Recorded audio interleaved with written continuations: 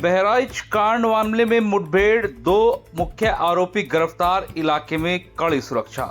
जी हां, बहराइच में हाल ही में हुई हिंसा के मामले में पुलिस और आरोपियों के बीच मुठभेड़ की घटना सामने आई है।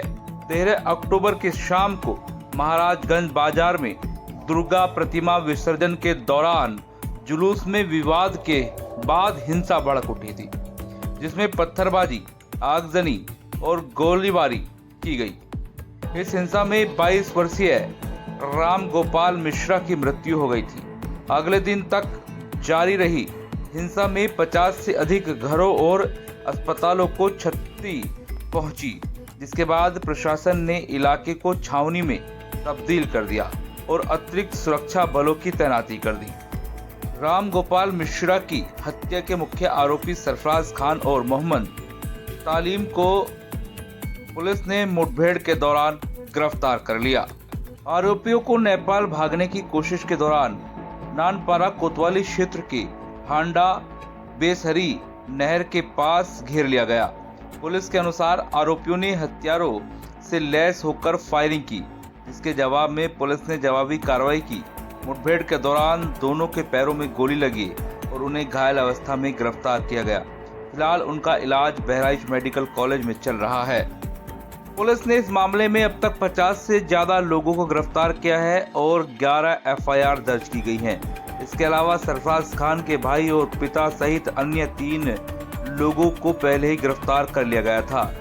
हिंसा की बढ़ती घटनाओं को देखते हुए पुलिस प्रशासन ने इलाके में सुरक्षा के पुख्ता इंतजाम कर लिए हैं। पुलिस और प्रशासन द्वारा प्रभावित इलाकों में गश्त बढ़ा दिया गया है और हर संदिग्ध गतिविधि पर नजर रखी जा रही है। इसके साथ ही हिंसा को रोकने के लिए अतिरिक्त बल की तैनाती की गई है, ताकि कोई भी अप्रिय घटना न हो सके। 13/10/2024 को महाराजगंज में जो एक दुखद और दुर्दांत घटना घटी थी, जिसमें एक युवक की गोली मार के हत्या कर दी गई थी, उसी केस में पुलिस द्वारा व्यापक स्तर पे रेडिंग विभिन्न स्थानों पे की जा रही थी मुख्य अभियुक्तों की तलाश में। उनमें से 5 मुख्य अभियुक्त हमारी हिरासत में आ गए हैं, जिनमें से 2 जो हैं मोहम्मद सरफराज उर्फ रिंकू और मोहम्मद तालिम उर्फ सबलू। इनकी निशानदेही पे जब पुलिस की टीम नानपारा क्षेत्र में मर्डर वेपन की रिकवरी के लिए गई, तो वहां पे इन्होंने मर्डर वेपन को लोडेड हालत में रखा हुआ था, जिसको लेकर पुलिस पर फायर किया गया। पुलिस ने अपनी आत्मरक्षा में जवाबी फायरिंग की, जिसमें इन दोनों को गोली लगी है। ये घायल हुए हैं, इनको उपचार के लिए पहुंचा दिया गया है और जो अन्य 3 अभियुक्त हैं उनको भी हमने हिरासत में ले लिया गया है। आज 5 को औपचारिक रूप से गिरफ्तार किया गया है। सभी के खिलाफ ठोस कार्रवाई की जाएगी। रासुका की कार्रवाई भी जल्द इनके विरुद्ध अमल में लाई जाएगी और अन्य जो अभियुक्त हैं उनकी तलाश भी जारी है। हमारी टीम्स ग्राउंड पे लगी हुई है। इन लोगों को गोली कहां लगी? किसी के जी अभी उपचाराधीन है, घायल है, मौत किसी की नहीं हुई। हालांकि एसपी वृंदा शुक्ला बहराइच ने बताया कि गिरफ्तारी करने के बाद वेपन्स की रिकवरी के लिए ले जाया गया, लेकिन लोडेड अवस्था में वेपन्स रखे थे और पुलिस पर फायरिंग की गई। जवाबी कार्रवाई में दोनों को गोली लगी और पूरे मामले में दोनों घायल हो गए, जिनका उपचार अस्पताल में चल रहा है, लेकिन किसी की जान नहीं गई है ऐसा बताया गया है। लेकिन इस पूरे मामले में अब राजनीति भी शुरू हो गई है। अब इस घटना ने राजनीतिक रूप ले लिया। समाजवादी पार्टी के अध्यक्ष अखिलेश यादव ने मामले में सरकार पर निशाना साधते हुए कहा कि यह घटना सरकार की विफलता को दर्शाती है। उन्होंने आरोप लगाया कि घटना को सुनियोजित तरीके से कराया गया है, न कि यह संभावित रूप से हुई है। उत्तर प्रदेश में लगातार घटनाएं हो रही हैं और ये घटनाएं जो हो रही हैं वो सरकार की नाकामी की वजह से हो रही हैं। इनकाउंटर, नई परिभाषा में हाफ इनकाउंटर और भी कई परिभाषाएं जो सरकार ने बनाई हैं। अगर इनकाउंटर से ही लॉ एंड ऑर्डर बेहतर हो रहा होता तो अभी उत्तर प्रदेश कई आंकड़ों में और प्रदेशों से अच्छा होता। जीरो टॉलरेंस का नारा देने वाले उन्हें खुद अपने आप पर सोचना चाहिए। ये एडमिनिस्ट्रेटिव फेलियर था, सरकार का फेलियर था। जो लोग एक शांतिपूर्ण तरीके से एक कस्बे, गांव का या आसपास के लोगों का कार्यक्रम शांतिपूर्ण से संपन्न नहीं करा पा रहे हैं, उनसे लॉ ऑर्डर की क्या उम्मीद करेंगे आप? एनकाउंटर करना और नफरत को बढ़ावा देना, ये सरकार को नया तरीका मिल गया है काम करने का। ये अपनी सब नाकामी छिपा रहे हैं। उत्तर प्रदेश में लगातार घटनाएं हो रही हैं और ये घटनाएं जो हो रही हैं वो सरकार की नाकामी की वजह से हो रही हैं। सरकार अपनी नाकामी छिपाने के लिए एनकाउंटर कर रही है। एनकाउंटर, नई परिभाषा में हाफ एनकाउंटर और भी कई परिभाषाएं जो सरकार ने बनाई हैं। अगर एनकाउंटर से ही लॉ एंड ऑर्डर बेहतर हो रहा होता तो अभी उत्तर प्रदेश कई आंकड़ों में और प्रदेशों से अच्छा होता। जीरो टॉलरेंस का नारा देने वाले उन्हें खुद अपने आप पर सोचना चाहिए। ये एडमिनिस्ट्रेटिव फेलियर था, सरकार का फेलियर था कि जब वहां पर तय था, पुलिस की जानकारी में था, तो आखिरकार आपने शांतिपूर्ण ढंग से क्यों नहीं प्रोसेशन को ले जाने दिया या उस कार्यक्रम को संपन्न क्यों नहीं करा पाए? जो लोग एक शांतिपूर्ण तरीके से एक कस्बे, गांव का या आसपास के लोगों का कार्यक्रम शांतिपूर्ण से संपन्न नहीं करा पा रहे हैं, उनसे लॉ ऑर्डर की क्या उम्मीद करेंगे आप? और फिर ये इनकाउंटर, हाफ इनकाउंटर, ये डराने के लिए हैं।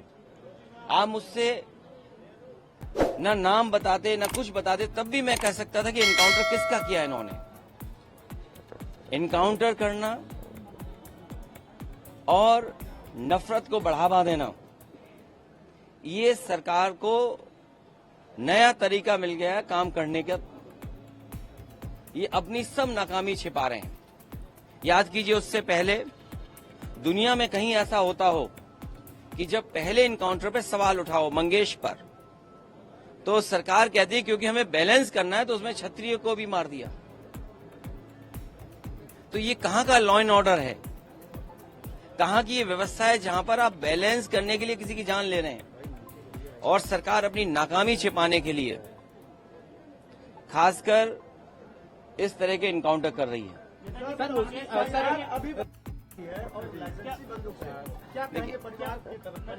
जो घटना हुई दुखद हुई, जो घटना हुई दुखद थी और ऐसी घटना समाज में न हो।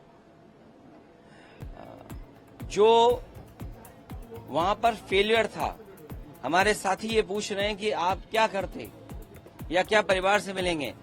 जो दुखी परिवार होगा उसको न्याय दिलाने के लिए हम लोग काम करेंगे। लेकिन सवाल ये वही खड़ा हो जाता है कि सरकार की नजर में भेदभाव नहीं होना चाहिए। सरकार, जो अंग्रेजों ने कभी नारा दिया था डिवाइड एंड रूल, सरकार उसी पे काम कर रही है, डिवाइड एंड रूल। ये आम लोग जानते हैं, आम लोग ये बात जानते हैं। और आप तो पत्रकार लोग हैं, बुद्धिजीवी हैं, और पड़ोसी जिले का मामला है। आप मुझसे बेहतर जानते होंगे कि ये घटना हुई नहीं है, घटना कराई गई है। और कराई गई के लिए दोषी कौन होगा?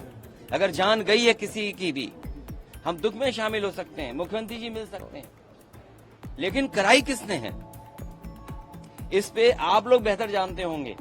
यहाँ एक कोई पत्रकार ऐसा नहीं है जो न जानता हो कि ये घटना रोकी जा सकती थी। किसी की जान नहीं जाती।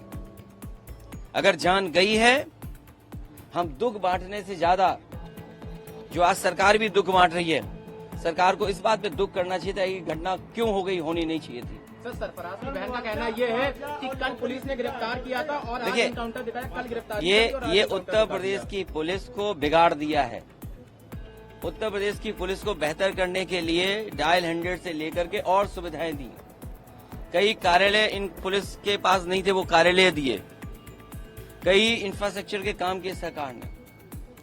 लेकिन जो पुलिस का तरीका हो गया है, जब कभी भी जांच होगी, बहुत से दोषी लोगों के खिलाफ कार्रवाई होगी, जेल भी जाएंगे। और आपको तो वो दिन भी याद होगा जिस समय अखबार में निकला था, इसी प्रदेश के, इसी सरकार के सबसे पहले डीजीपी, उन्होंने कहा कि ये पुलिस जो आज इनकाउंटर कर रही है, कल इनके साथ कोई खड़ा नहीं दिखाई देगा। जो इनकी सरकार के पहले डीजीपी हों, वो इन पर सवाल खड़ा कर रहे हों कि ये जितने भी इनकाउंटर हो रहे हैं, इनकाउंटर नहीं है, ये हत्या हो रही है। इसीलिए उन्होंने कहा कि जो लोग ये हत्याएं कर रहे हैं, एक दिन ऐसा आएगा जब इनके साथ कोई खड़ा नहीं होगा।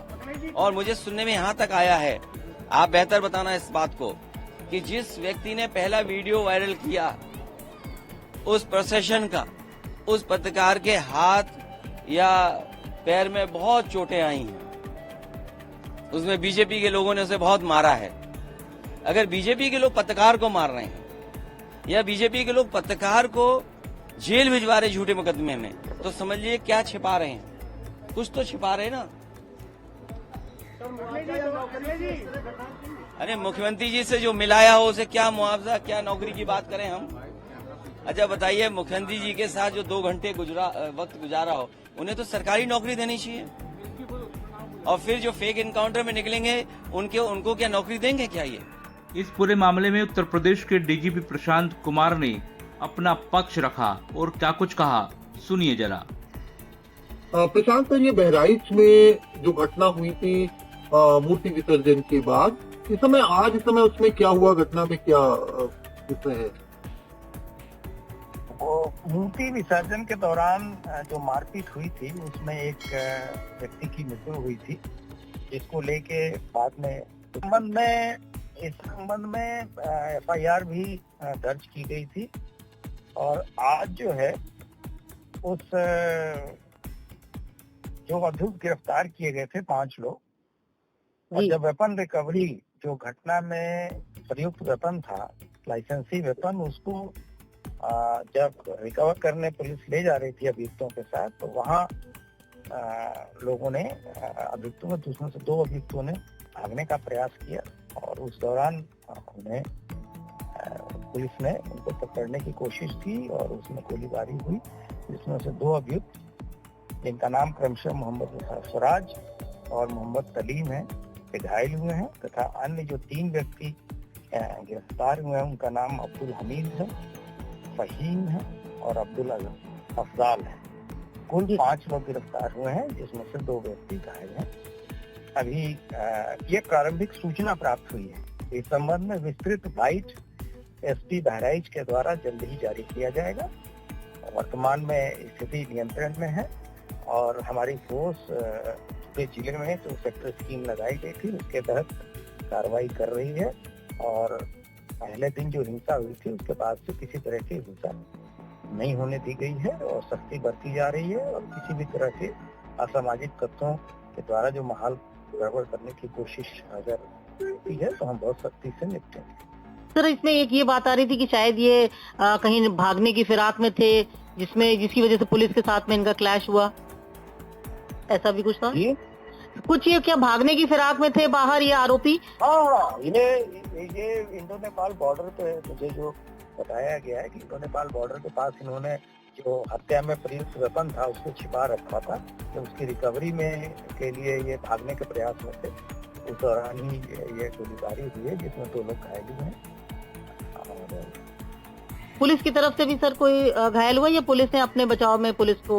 ये प्रारंभिक सूचना है और जितना मन पाया SP बहराइच के द्वारा इसके बारे में डिटेल प्रेस को ब्रीफिंग तत्काल की जाएगी। Swami Vivekanand Subharti University, one of the leading universities of North India. 250 acres campus, 220 plus professional and vocational programs, 20,000 plus students, state of the art infrastructure. Come and give wings to your career with Swami Vivekanand Subharti University, where education is a passion. NH58, Meerut, Delhi, NCR.